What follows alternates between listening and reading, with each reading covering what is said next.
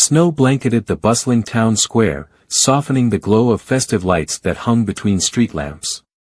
Carolers stood on a corner, their voices harmonizing in a rendition of Silent Night, while children giggled as they twirled on the ice rink. The warm scent of roasted chestnuts wafted from a nearby vendor, mingling with the crisp winter air. Amid the holiday cheer, an imposing stone building stood stoic, the town's bank. Its tall, frosted windows reflected the lively streets, yet inside, it was anything but warm. James Porter trudged through the snow, his threadbare coat offering little protection against the biting wind. At 45, life had been unkind to James. Once a successful entrepreneur, a series of unfortunate events left him penniless. On this particular Christmas Eve, James wasn't thinking about gifts or feasts. He was thinking about survival. The streets were alive with laughter and holiday spirit, but James felt like a ghost, unseen and unacknowledged. His boots, worn and cracked, crunched over the icy pavement as he made his way toward the bank. He clutched a small, battered envelope, his last shred of hope. James wasn't always poor. A decade earlier, he was a visionary with dreams of creating a community-driven company.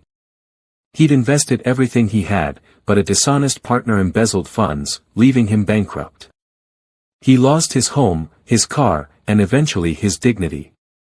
Yet, James never lost his sense of fairness or his belief in Christmas miracles. As James approached the bank, his heart raced. He needed a small loan to pay for temporary housing and some medical bills. He rehearsed his plea in his mind, humble, honest, and desperate. He believed that Christmas Eve might inspire generosity. Inside the bank, Sheila Cummings, the manager, was counting down the minutes until closing. Sheila was a no-nonsense woman who prided herself on maintaining order. With her perfectly tailored suit and sharp gaze, she was known for adhering strictly to bank policies. When James stepped inside, the warmth of the building contrasted sharply with the cold reception he received.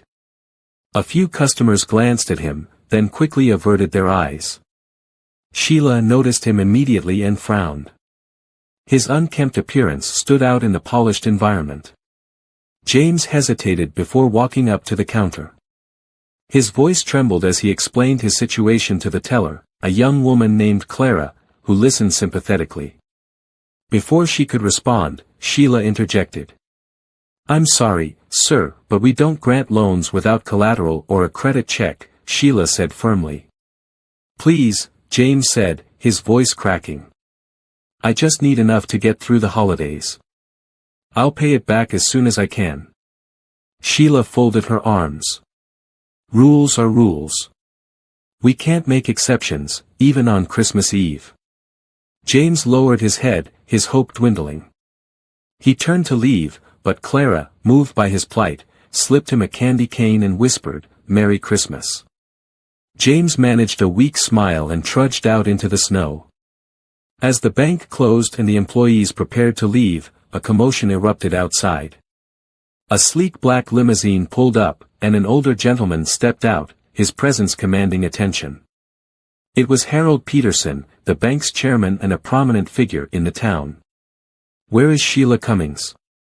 Harold asked as he strode into the bank, his voice echoing through the grand hall. Sheila hurried forward, her professional demeanor slipping into nervousness. "Mr. Peterson. I didn't realize you'd be visiting tonight." Harold ignored her pleasantries. "I'm here because of James Porter," he said. Sheila's confusion was evident. "The man who was just here. I had to refuse his request. He didn't meet our requirements." Harold's stern expression softened into a knowing smile. "Sheila, you might want to reconsider how you treat people, especially on Christmas Eve. James Porter is the silent majority shareholder of this bank." The revelation hung in the air like a thunderclap. Sheila's face turned pale. The employees exchanged shocked glances. Harold continued, "Years ago, James made an investment in this institution when it was struggling. Though he fell on hard times, his shares remain intact. This bank exists today because of him. Word spread quickly, and Harold insisted on finding James. It didn't take long, he was sitting on a park bench, staring at the town's Christmas tree. Harold approached him, placing a hand on his shoulder. "James," Harold said, his voice warm, "come back to the bank. There's something you need to see." Reluctantly, James followed Harold. When he entered the building, the employees greeted him with a mix of awe and guilt. Sheila stammered an apology, but James simply nodded, too overwhelmed to speak. Harold handed James a document, reminding him of his ownership. "You've always believed in giving back. Tonight, the bank gives back to you." Tears streamed down James's face as Harold announced that the bank would cover his immediate expenses and reinstate him as a board member. Clara, the young teller, handed him a cup of hot cocoa, her earlier kindness now a bridge to redemption. That night, James walked out of the bank a changed man. The town square seemed brighter, the carolers' voices sweeter. For James, it wasn't just a Christmas miracle, it was the start of a new chapter. And as the snow continued to fall, James vowed to use his position to help others, ensuring that no one else would face rejection on Christmas Eve. James Porter shuffled along the snowy streets, the festive cheer around him feeling like a cruel joke. Children's laughter, the glittering holiday displays, and the warm glow of homes reminded him of everything he no longer had. But he refused to give up. His hope, fragile as it was, rested on the envelope in his pocket and the bank just ahead. Inside the bank, the atmosphere was sterile and businesslike, a stark contrast to the joy outside. Sheila Cummings, the branch manager, stood near the counter, reviewing paperwork with sharp efficiency. Though she outwardly appeared calm, she was impatient for the clock to strike closing time. Like many, Sheila was eager to get home and celebrate Christmas Eve with her family. She prided herself on running a tight ship and despised interruptions, especially those that didn't align with company policy. James hesitated at the door before stepping inside, the warmth momentarily soothing his frozen hands. He approached the counter with measured steps, feeling every judgmental glance from the well-dressed customers. The teller, Clara, greeted him with a kind smile. She noticed his tattered coat and the exhaustion etched into his face. "How can I help you today, sir?" she asked gently. James clutched his envelope and began to speak, his voice shaky. I need a small loan. Just enough to cover some rent and a few bills. I have no family to turn to, and it's been a rough year." Clara's smile faltered, and she looked over at Sheila for guidance. Sensing an issue, Sheila approached the counter. She scanned James from head to toe, her eyes narrowing slightly. "Do you have any collateral or documents to prove your income, Mr. Porter?" he replied. I don't have much, but I swear I'll pay it back. I just need a little help to get through this month." Sheila folded her arms and gave him a firm look. "Mr. Porter, I understand times are tough, but our bank has strict policies. Without collateral or a reliable credit history, I can't approve a loan." James's face fell, and his voice cracked as he replied. "It's Christmas Eve. Doesn't that count for something?" Sheila sighed, her tone clipped. "The rules don't change for the holidays. I'm sorry." The word "sorry" rang hollow in James's ears. He looked around the room, his gaze briefly meeting those of other customers, who quickly looked away. The humiliation burned. "I thought Christmas was about helping people," he muttered. Clara shifted uncomfortably, torn between sympathy for James and fear of overstepping her boss. She glanced at Sheila, hoping for some sign of leniency, but Sheila's stern expression didn't waver. Finally, Clara reached into her own pocket and handed James a candy cane, her voice soft. "Merry Christmas, sir." James nodded his thanks, his shoulders slumping. He turned and walked out of the bank, his footprints disappearing in the fresh snow as he headed for the park. Inside, Clara whispered to Sheila, "Was that really necessary?" He looked desperate. Sheila frowned. We can't let emotions dictate business decisions, Clara.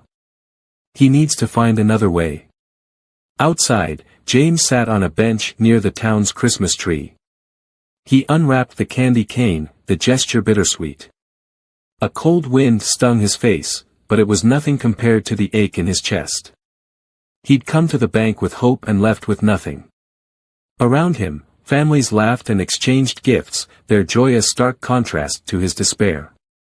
Inside the bank, Clara continued to fidget, guilt gnawing at her. He looked like he had nowhere else to go, she said quietly to another teller. The sentiment wasn't lost on the other employees, but they all knew Sheila's reputation. Sheila, on the other hand, felt justified.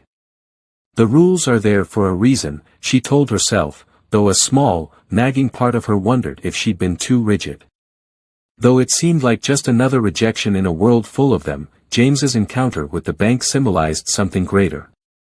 It highlighted the disconnect between bureaucracy and the spirit of Christmas, a season meant to inspire generosity, compassion, and second chances.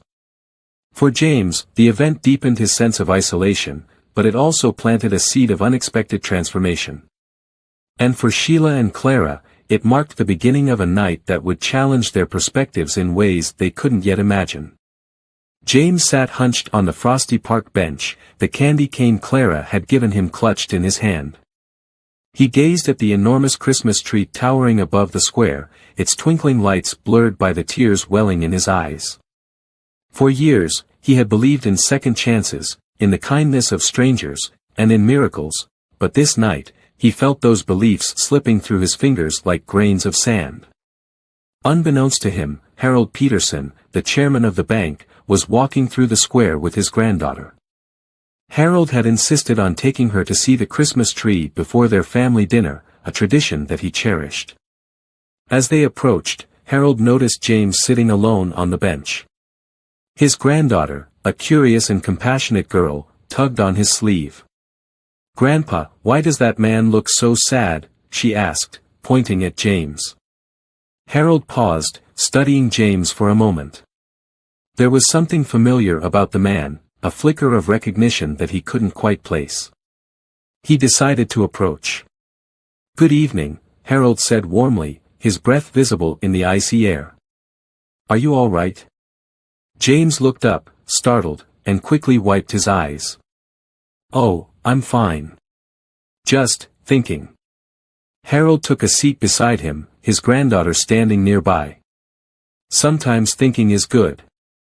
Sometimes it's better to talk. My name is Harold Peterson." James froze, the name ringing a distant bell. He hesitated before replying, "James Porter." At the sound of his name, Harold's eyes widened. James Porter? The James Porter who invested in this bank years ago? James frowned, confused. "That was a long time ago. I lost everything. It doesn't matter anymore." Harold shook his head, astonished. "It absolutely does matter. James, your investment is the reason this bank survived the economic downturn a decade ago. Without you, there would be no bank." James stared at Harold, the weight of those words slowly sinking in. "But I lost my shares when everything fell apart," he stammered. "No," Harold said firmly. "Your shares are still intact. They've been sitting there, quietly growing. You're the bank's largest shareholder." James felt as if the world had stopped spinning. The bank that had just turned him away, the institution that made him feel invisible and unworthy, was partially his. The irony was almost too much to bear. Harold stood and placed a hand on James's shoulder. "Come with me. Let's go back to the bank. It's time to make things right." Reluctantly, James followed Harold back to the bank, where the employees were preparing to lock up for the night. When Harold walked in, followed by James, Sheila immediately stood at attention, her professional mask slipping into a nervous smile. "Mr. Peterson. What brings you here so late?" she asked. Harold didn't return her smile. Instead, he gestured toward James. "Sheila, this man is James Porter, the majority shareholder of this bank. The room fell silent. Clara's eyes widened, and she glanced at James with a mixture of surprise and relief. Sheila, on the other hand, looked as if she had been struck by lightning. "But, he was just here," Sheila stammered, her voice shaking. He didn't mention." Harold cut her off. "It shouldn't matter if he mentioned it or not. You turned him away when he needed help. On Christmas Eve, of all nights. Is this how we treat people?" Sheila's face turned crimson. I was following protocol." Harold sighed deeply. "Protocol is important, but so is humanity. James Porter saved this bank, and tonight, this bank will repay that debt." Harold turned to James. "From this moment forward, the bank will cover your immediate needs, housing, bills, everything. And will reinstate you as a member of the board. You have every right to be part of the decisions here." James was speechless, his heart pounding. He looked around the room, seeing Clara's kind expression, Sheila's discomfort, and Harold's resolute stance. For the first time in years, he felt something stir inside him, hope. Sheila stepped forward, her voice trembling. "Mr. Porter. I'm so sorry. I didn't know. I let the rules blind me to what really matters." James studied her for a moment before nodding. "I understand. But I hope this night teaches us all something about compassion." Harold clapped a hand on James's shoulder. "Spoken like the leader you've always been, James." That night, the bank employees gathered around James, offering him hot cocoa and warm smiles. Clara brought him a small Christmas ornament from her desk, a tiny angel. "I think this belongs to you," she said with a wink. As the night unfolded, the atmosphere shifted. The walls of formality and protocol dissolved, replaced by genuine human connection. Sheila promised to review the bank's policies to ensure they never turned away someone in need again, especially during the holidays. And for James, the revelation was more than a financial lifeline. It was a reminder that kindness and second chances still existed, even when hope seemed lost. As he left the bank, Harold by his side, James gazed at the snowy streets with fresh eyes. The carolers' voices sounded sweeter, the lights brighter. It wasn't just Christmas Eve anymore, it was a new beginning. For James, Harold, Sheila, and everyone at the bank, the night was a powerful lesson in forgiveness, generosity, and the miracles that only the Christmas spirit could bring. As the events of the night unfolded, James Porter, Sheila Cummings, and even Harold Peterson found themselves deeply changed, each in their own way. The revelations of the evening illuminated the true meaning of Christmas, forgiveness, generosity, and the power of second chances. For James, the transformation was profound. When he walked into the bank earlier that day, he felt like a man without a future. Years of hardship had drained his spirit, and the rejection at the counter seemed like the final blow. But the realization that he still held value, not just financially but as a person, reignited a fire within him. Sitting with Harold in the bank's meeting room, sipping cocoa and listening to the employees' heartfelt apologies, James reflected on his journey. He remembered the man he used to be, hopeful, driven, and passionate about creating opportunities for others. Somewhere along the way, he had lost that spark, crushed beneath the weight of his failures. Now, for the first time in years, James felt a glimmer of that old passion. Harold's faith in him, Clara's quiet kindness, and even Sheila's attempt to make amends showed him that he wasn't invisible or forgotten. He resolved to use this second chance not just for himself but to help others. As the clock struck midnight and Christmas Day began, James smiled for the first time in what felt like forever. He was no longer just a man struggling to survive, he was someone with the power to make a difference. Sheila's transformation was quieter but no less significant. As the events of the night played out, she couldn't shake the shame she felt for turning James away. Her rigid adherence to protocol had blinded her to the very values that should have guided her, especially on Christmas Eve. Sitting alone at her desk after the bank had closed, Sheila replayed James's words in her mind, "I thought Christmas was about helping people." She realized how far she had strayed from the ideals she once held. When she first started working in banking, she believed she could make a positive impact on people's lives. But over the years, the pressure to meet quotas and enforce policies had hardened her. That night, Sheila made a promise to herself. She would never let the rules overshadow her humanity again. She vowed to advocate for policies that balanced fairness with compassion, ensuring the bank could be a place of trust and support for everyone, not just those with perfect credit scores. Before she left, Sheila approached James. "I'm truly sorry," she said, her voice heavy with emotion. "Tonight has been a wake-up call for me. I promise to do better." James smiled warmly. "We all make mistakes. What matters is what we do next." Though Harold had always prided himself on his leadership, the night reminded him of the responsibility that came with his position. Watching the interaction between James and the bank employees, he realized how easy it was to lose sight of the human element in business. Harold had spent years focusing on profits and expansion, but James's story rekindled something deeper in him. He remembered why he had entered banking in the first place, to empower others and create opportunities. In the days following Christmas, Harold organized a special fund at the bank to assist those facing financial hardships during the holiday season. He named it the Porter Fund, in honor of James, ensuring that no one in the community would feel abandoned during their time of need. Clara, the young teller, felt both validated and inspired by the events of the evening. Her simple act of offering James a candy cane had set the tone for the transformation that followed. It was a reminder that even the smallest gestures could have a profound impact. Clara resolved to continue spreading kindness in her daily life, knowing that compassion often started with one person choosing to care. As the night ended, each character left the bank with a renewed sense of purpose. For James, it was a new beginning. For Sheila, it was a chance to rebuild her values. For Harold, it was a call to lead with empathy.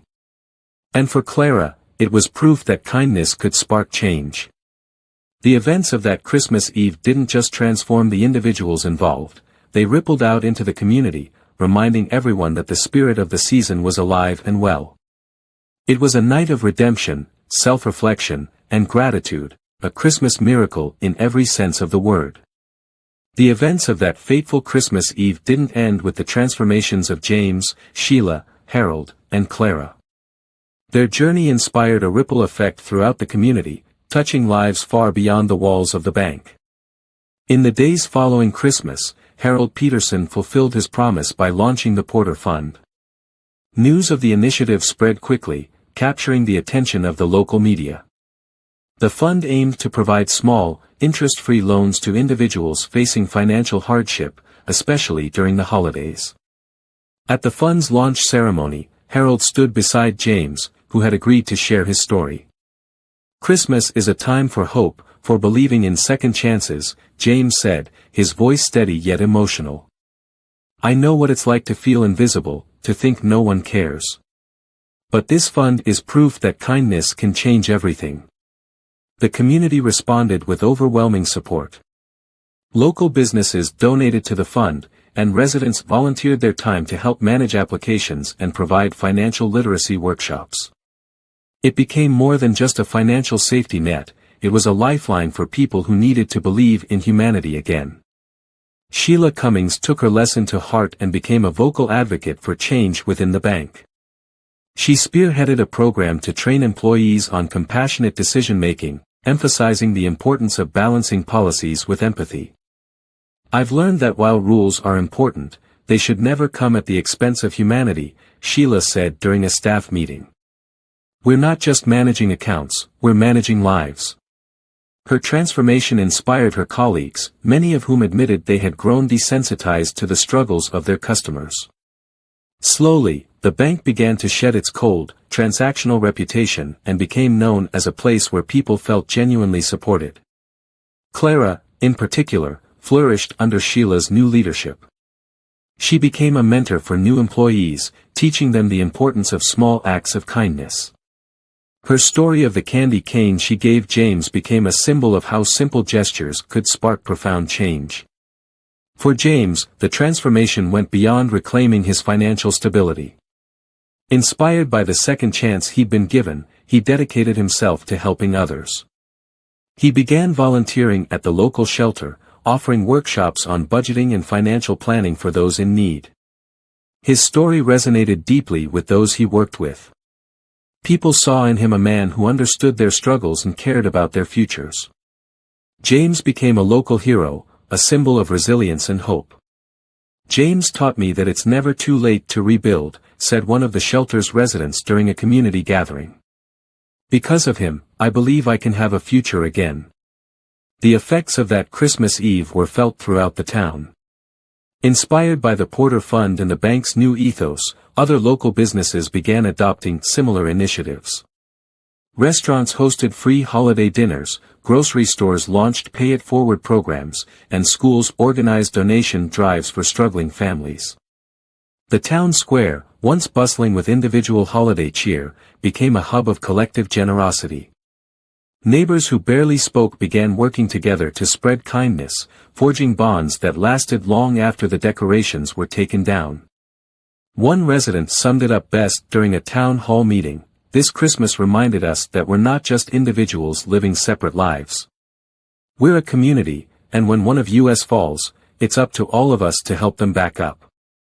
At its core, the events of that Christmas Eve highlighted the transformative power of kindness and the holiday spirit. What began as a moment of rejection and despair turned into a story of redemption and hope, proving that even the smallest actions could lead to monumental change. The lesson resonated with everyone who heard it: compassion is contagious. Whether it's a smile, a helping hand, or a willingness to forgive, these acts have the power to inspire others, creating a ripple effect that extends far beyond the initial gesture. As the year came to a close, the town looked back on that Christmas as a turning point. For James, it marked the beginning of a new chapter. For Sheila, it was a reminder of the importance of humility and growth. For Harold, it was a return to the values he held dear. And for Clara, it was proof that even small acts of kindness could make a big difference. The events of that night reminded everyone of what Christmas truly meant: a celebration of hope, love, and the endless possibilities that arise when a community comes together in the spirit of giving. It was a Christmas they would never forget, one that changed not just individuals, but an entire town, for the better. The doors of the bank stood open, letting in the frosty Christmas Eve air. James Porter stood at the center of the room, surrounded by Harold Peterson, Sheila Cummings, and the bank employees. The weight of the night hung heavy in the air, a night of revelations, regrets, and second chances. "James," Harold said, his voice steady but tinged with emotion, "this bank wouldn't exist today without your courage all those years ago. And tonight, we're here to make things right." James shifted uneasily, still grappling with the irony of the situation. Hours earlier, he had been humiliated, turned away as though he were invisible. Now, he was being honored not as a beggar, but as the man who had once saved the very institution that had rejected him. Harold gestured to Sheila, who stepped forward holding a sleek leather folder. Her hands trembled as she opened it, revealing an official document. "Mr. Porter," she began, her voice thick with emotion, "this is the deed to your shares in the bank. They've grown significantly over the years, making you not just a shareholder but the majority owner." The room fell silent as Sheila handed the folder to James. His fingers brushed the cool leather, and for a moment, he hesitated. He thought of the years he had spent struggling, the nights he had gone hungry, and the countless doors that had been slammed in his face. The bitterness threatened to rise, but then he glanced at Clara, the young teller who had given him a candy cane and a kind smile when no one else would. Clara's quiet compassion had sparked the night's transformation, and it reminded James of the man he wanted to be, not bitter, but better. James looked up, his eyes meeting Harold's. "I don't know what to say," he murmured, his voice breaking. "Say you'll accept it," Harold replied gently. Say you'll help us rebuild trust in this community. Tears welled in James's eyes as he nodded. I will. But only if we do it together. The room erupted into applause, but Harold raised his hand to quiet them. Tonight, we've learned a powerful lesson. Christmas isn't about policies or profits. It's about people. It's about showing kindness, even when it's not required. And it's about redemption. Harold then turned to Sheila. You have something to add, I believe. Sheila stepped forward, her cheeks flushed. Mr. Porter, I'm so sorry for the way I treated you. I let protocol blind me to what really matters. Please forgive me. James offered her a warm smile. Of course. We've all made mistakes. What matters is what we do next. In that moment, the clock struck midnight, signaling the arrival of Christmas Day. The church bells outside rang out, their joyous tones mingling with the sound of carolers in the square.